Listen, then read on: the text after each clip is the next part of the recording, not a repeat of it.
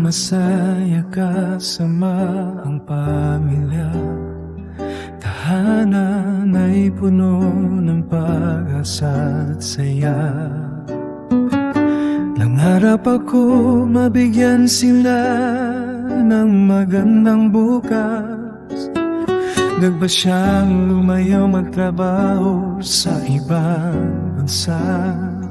Buwanang lumipas, tawag pangumusta.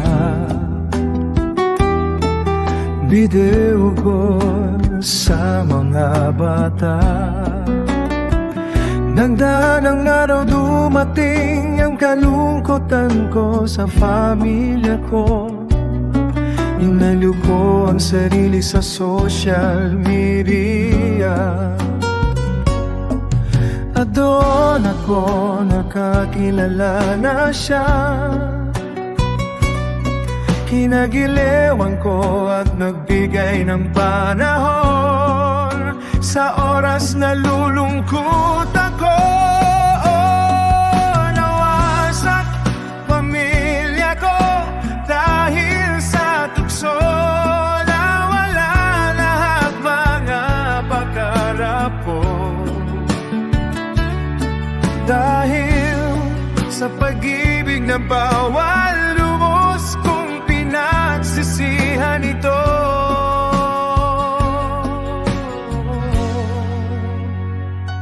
Ngayon unti-unti nang napaibig ako. Sa kanya masakit ito ay may pamilya. Ring wala siya na nagdurusa sa aming ginawa. Paano na ito makahon pa ba ako sa kinasadlakan ko? Nawasak pamilya ko dahil sa tukso. Nawala lahat mga pangarap ko. Dahil sa pag-ibig na bawal lubos kong pinagsisihan ito ko.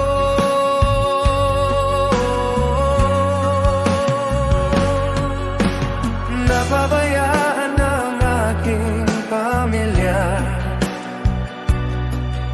Hindi na ako napadala ng pera.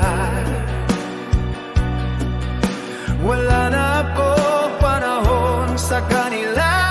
Nagpasya akong umuwi na lang. At ito'y magkapagkakamali ko. Sana hindi pa huli ang lahat. Nawasak ang pamilya ko dahil sa tukso. Nawala lahat mga pangarap ko. Dahil sa pag-ibig na bawal lubos kong pinagsisihan ito.